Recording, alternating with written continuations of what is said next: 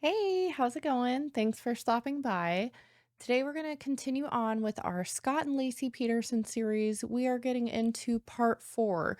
So, we're going to talk about what happens after Laci goes missing and really the aftermath of just the media frenzy that happened. It's crazy almost from day 1. So, let's get into it. But to judge what is necessary to be told, it is necessary to see and hear all that is to be seen and heard. So, when we left off in part 3, we had been discussing how Scott had been in an interview room with Detective Burkini. That's really his first recorded interview. And, he's got that I don't care kind of pose that he just sits there and,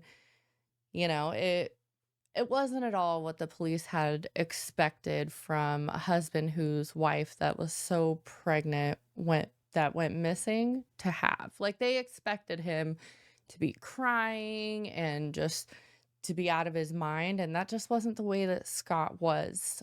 Scott's demeanor was still, like, very stoic, trying he's got that charmer, kind of like, a lot of people say it's like kind of a narcissistic vibe that he gives.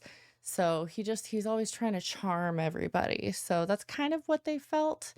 And again, with much less concern for Lacey than anyone had really expected. This really did kind of put a target on his back. The authorities just, I mean, most of the time it's the husband, right? So make it easy on themselves. And I think that they really actually 100% believe it. I'm not saying that I don't think that he did it. We'll get more into that at the end of the series. After Scott's interview, he goes home and gets a little bit of sleep. Then they continue on with the search. They are going around the park where Lacey had, where they had thought Lacey would have been walking. There were like homeless encampments that they were going to, and they were like looking for Lacey in all of the tents. They're talking to people. They're trying to find out, like, what do you know? And they're not getting anywhere. They can't find Lacey anywhere. They bring dogs out and the dogs are searching. We'll get more into that when we start talking about the trial evidence. Detective Brocchini had come back to the Peterson house around 7 to 8, and Scott ended up not being as helpful as they wanted. Now, when Detective Brocchini got there on Christmas Day, there was already a volunteer center that had been set up.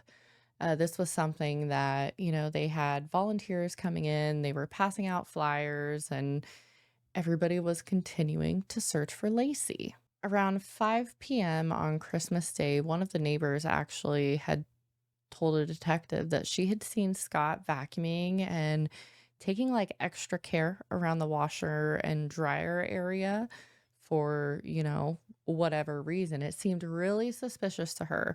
Now, remember, the prosecution's whole story in this case, their whole theory is that Scott had murdered Lacey sometime on December 23rd after she had gotten off the phone with her mother, leaving him enough time to clean up his house so that nothing could be found at all, and then, for him to dispose of Lacey. This just fed into their beliefs. Now, December 25th, while they have the little volunteer center going out of the Peterson home, Amber tries to call Scott like 4 times that day. They have something like 7 phone calls between the two of them. Amber wanted to thank Scott for the Christmas gifts, and it was just like kind of like telephone tag, it seems. But, she thought that he was in Maine with his parents anyway. So I mean, Scott had been telling Amber that he was traveling for just an extended period of time. That was really like his excuse to get away from anything. I mean, he told Lacey that he had to travel for work on nights where he went and, played around doing whatever he wanted. So, you know, makes sense. It tracks with his previous behavior. December 26th, the Red Lion Hotel in Modesto ended up being the volunteer center.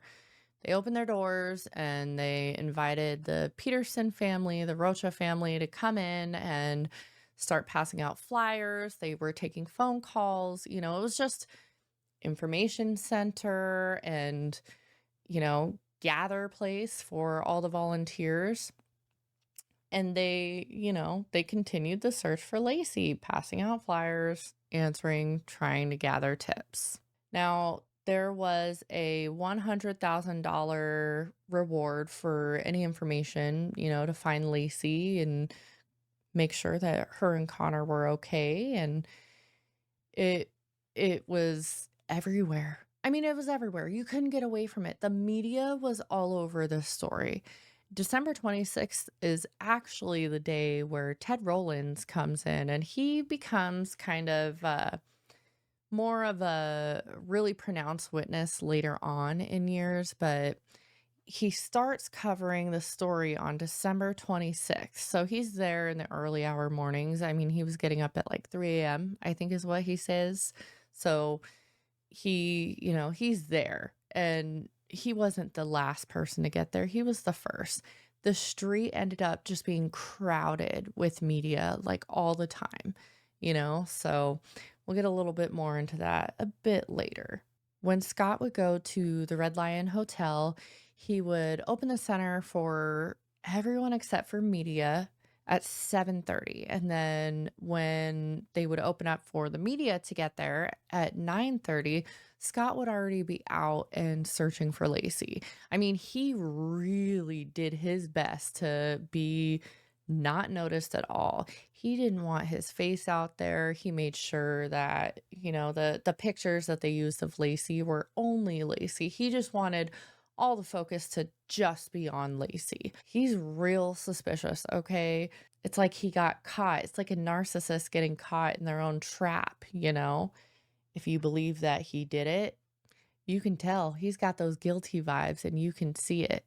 If you believe that he didn't do it, you're just saying he's just kind of a weirdo, just a stoic weird dude that is an asshole and makes awful life decisions. So, I mean, whatever way you fall on it doesn't matter. Scott did his best to stay out of the way. Of course, this is very difficult when you're front page news. Okay. So, I mean, this case was like battling with the Iraq war for news coverage. How insane. I mean, we get big cases like this nowadays, but it definitely is a product of the times. Like technology was starting to kind of pop off but not enough. Not enough because the Ring cameras would have been nice to have, but he really was like the most hated in all of America. So, December 26th is also the day that the Medinas came home on the 26th of December to find their home had been burglarized. Now, when? That's a whole other contentious issue, but the Medinas returned home in the afternoon of the 26th of December, and that was when they noticed that their house had been burglarized. So, that's the report, date, time, whatever. So on December 26th, Amber tries calling Scott like 14 times and she's upset because he's not answering. I mean, he's out there searching for Lacey. There was more, again, that happened on the 26th. Now, this is when emotions are running really high. It's starting to get more real, more scary for everyone. And that includes Ron Gransky, Lacey's stepfather. I don't know. When we talk more about the trial, we'll talk a little bit more about it, but just as a little preview here, Ron actually talks about how he had gone fishing on Christmas Eve also, but he had gone earlier than Scott, so he's like asking Scott like, "Are you sure you didn't go fishing because, you know, if you were having an affair, just let us know so that we know." But here's the thing, like, I don't think that they really got along with each other. They had only gone fishing together one time, and I don't know, man. It seems like they didn't like each other before all of this, and I can only imagine how furious you would be if you saw somebody that you didn't feel was acting right when your loved one was missing. Because it's like, "I'm feeling like this, why aren't you?" You know? How can you be acting however it is that you're acting, you know? How can you not be taking this as seriously or as hard as I am? It all comes down to people really how they feel about Scott's personality. Is he full of shit? Or is he just, a really bad liar and a fucking weirdo? Dennis Rocha, Lacey's dad, he also was getting upset and wanted to question Scott himself. And, he reports going to Scott's house and then like seeing evil in Scott's eyes from how he reports it. I mean, uh, it's really difficult for me when I hear things like that because really from what it seems like everybody was in support of Scott.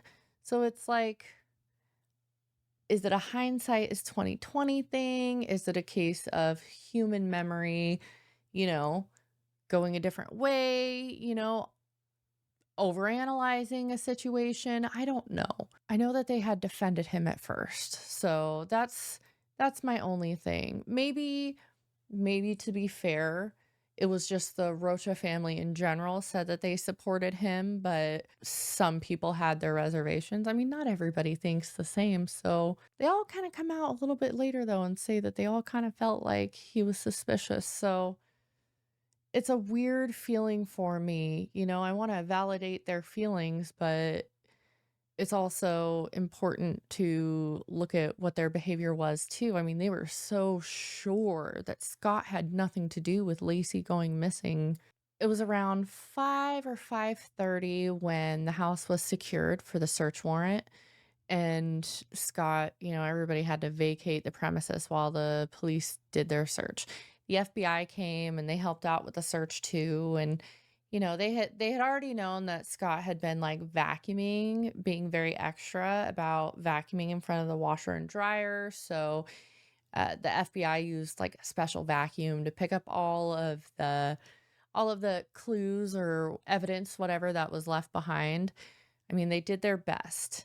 They sprayed luminol all over to see for any blood splatter. I mean, what they're looking for at this point is they're looking for some kind of real traumatic evidence, but they're not finding any. Everything seems like it's really in place. They're not finding blood splatter with the luminol. It's there really is nothing. And that's the wild thing about it. No forensic evidence. The only, kind of forensic evidence that they really get out of this search is when they go to Scott's warehouse. At Scott's warehouse, they find pliers with a couple hairs in them. They also had found at Scott's warehouse like evidence of him making anchors. So there were these rings that were all laid out on this wooden surface where Scott, you could see that he was making something with the concrete mixture that he had had. There also was a homemade anchor that was in the boat, so he had been making at least one anchor. Now it seems that he actually ended up making 5 anchors with 4 that they could never account for, but again, that we'll go more in depth on that when we start talking about the real big pieces of evidence in this one. The search of Scott's house and the warehouse, it all happens from December 26th through December 27th. The police didn't let anyone know like the evidence that they had ended up taking, but I mean they took the usual, clothes, jewelry, electronics. They took both of the cars, Lacey's and Scott's truck, and you know, they took it all away and they continue running whatever tests that they're running. December 27th, Lacey's family stands up at one of the press conferences and they plead for help. It's really hard watching Dennis Rocha in it because he's bent over and he's just bawling his eyes out. It's heartbreaking to see. And we'd just like to send a message out there that whoever has her, please, please, please let her go. Bring her back to us. We love her so much. We want her back. Please, let us have her back. Yes. We want her and our grandson home safely and immediately. So please bring her back to us. That was the kind of energy everybody wanted Scott to be bringing, and he just wasn't. Scott was just being real off, and he put a target on himself from his behavior. With the statistics being what they are, you can't really blame the police for that, For me, it's the lack of forensic evidence. That's what always frustrates me when we talk about this one. Because I don't know, the hair and the pliers, that seems like not enough. And it wasn't only in Modesto that they were searching for Laci. I mean, they were looking everywhere. There were wetlands like 10 miles away from Modesto, and they're searching them for Laci. There's lakes, they go up to Berkeley Marina actually on December 28th, and they're searching the marina for Laci. They don't have any luck in finding her. It's just they really went all out. The reward for Laci ended up going up to $500,000. And, through all of this, Scott still isn't out there. December 30th is when Amber Frey comes forward to the Modesto police and she lets them know, hey, I'm having an affair with Scott Peterson. So the police from that point forward, they have Amber start recording phone calls with Scott. They're awful. Okay, they are awful to listen to because Scott is such an asshole. Knowing what we know, knowing where he was on some of these days, it's so fucking cringy, man. He's such an asshole. December 30th is also the day that the police come forward in another press conference and they inform everybody about the burglary that had happened at the Medinas. Now, they had determined at this point that the burglary happened on December 24th. Okay, there is a witness there. One of the neighbors, she says that she had driven by and she had seen a van with people there and they looked at her. It was real suspicious. And she figured that was probably the van that robbed the Medinas. So after giving hope to everybody of, maybe we have a lead, there's the robbery going on, around the time that Laci goes missing, maybe this is it, right?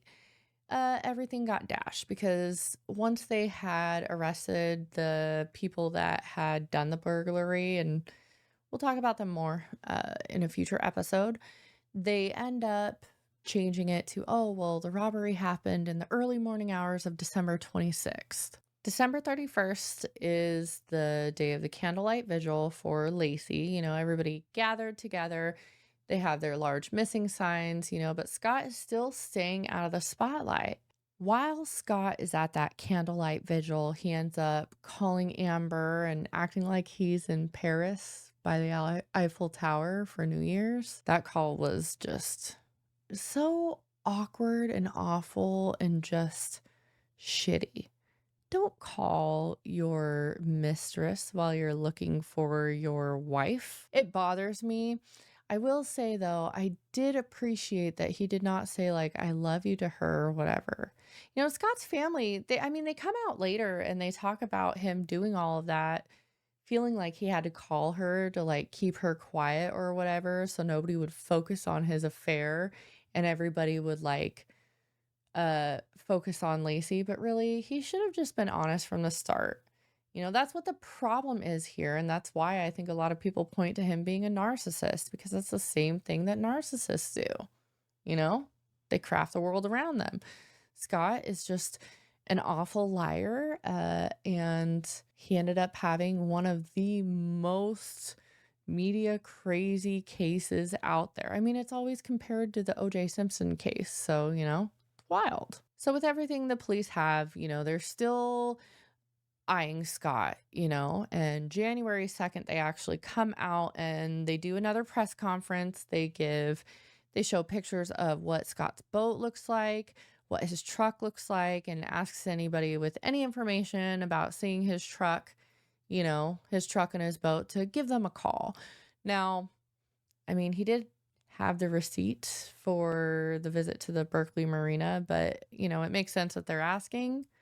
It's just frustrating because this is another thing that people point to. They say this press conference where they give this information out just gives away the husband's alibi, and how do you keep that? How do you keep everything separate there? But it's another one of those things that's argued. So at this point, the police, the way that they're answering questions and everything, they're zeroed in on Scott, and it really starts making people around the media question everything. And I would bet that most likely the reason why the media hadn't really gone too hard on Scott yet is because Laci's family was still, they were still backing him. They didn't think that he would have done this. January 6th, Scott actually tells Amber that he's married to Laci, and it, goes about as well as you can imagine. She starts questioning him about, like, oh, well, you told me you didn't have a wife, or whatever it may be. And Scott comes up with some, oh, yeah, I said that I had lost my wife because we were growing apart. Come on, man. No, no, no. Scott also comes clean about not actually traveling out of the area and tells her that he's been with Laci's family looking for her for 2 weeks, and finally comes clean. Scott ended up needing to get out of his house. I mean, it was even burglarized at some point. Like, after everything happened, people were starting to look at Scott, and it was just, I mean, he couldn't do anything. Cameras were on him all the time. So Scott ended up going and living with his sister Ann Bird, who lived close by the marina. And Scott actually visited the marina 3 times in January. Yeah, very oddly, he goes and he visits the marina like 3 times in early January. January 24th, Amber actually is included in the police press conference at this time. And she comes clean to everybody about her relationship with Scott. And oh man, the media, if you thought they were crazy before, they went absolutely insane at this time. Like, they were all gung ho. Everybody decided at this point, if you didn't already think that Scott had murdered Laci, at this point you would, right? So it's not just the media, it's the police, it's Laci's family. I mean, Scott finally lost all of his support from everybody really except for his family. And Bird, she wasn't really there and supporting him as long as the rest of his family. I mean, he's got family members that are really pushing for everything today for him. So he lost a lot of his support that day when it came out that he was a cheating asshole. So unfortunately, what it was for Scott was just cannon fodder, really cannon fodder. I mean, he had to kind of like go into hiding. He ends up, kind of living part-time out of his vehicle, trying to hide any chance he gets, just really uncomfortable, and still, talking about needing to find Laci and whatever, his life is destroyed basically. So he had closed out his warehouse. Like, he had sent in a vacate notice like January 13th that ended up having him out of the warehouse by a month after that. He had taken some of that furniture and everything from the warehouse, and he had put it actually in the baby's nursery. This was something that also made people like raise their eyebrows, because it's like, you said you were going to leave the nursery as it was so that when Laci and Connor came home, the nursery would be prepared, but then you throw your furniture in there from your warehouse. That's weird. That's a choice. It wasn't a good look. Was not a good look at all.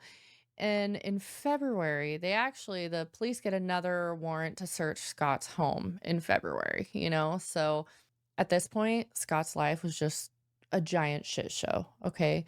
He lost his family.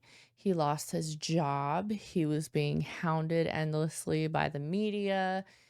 Some say deservedly.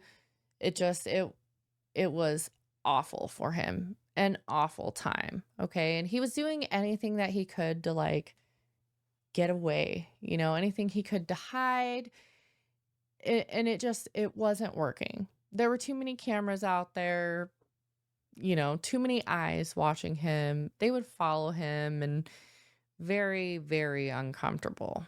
Scott's life continues its awful spiral downward, and it just gets worse. April 14th of 2003, Laci's body is found. Now, they don't know it's Laci at that point because it was just a torso that had been found at that point on the beach. They had to do the identification, but it wasn't looking good. And I mean, no head, no full intact limbs, a just a torso, one that had been pretty severely decomposed. April 15th, just one day later, is when they find Connor. April 18th of 2003 is when the police got confirmation that the DNA from the torso and the baby that were found, yeah, the DNA showed that it was Laci and Connor, to really nobody's surprise. Now, April 18th, also the same day that they arrest Scott, and it's fucking crazy, okay? But that's where we're going to leave off. We will pick up with that in our next part on the Scott and Laci Peterson story. Thank you for coming back, and, thank you for your support through this. I've had a lot of fun making this one, so I hope you're enjoying it as much as I am. Anyway, thank you and have a great day. Bye.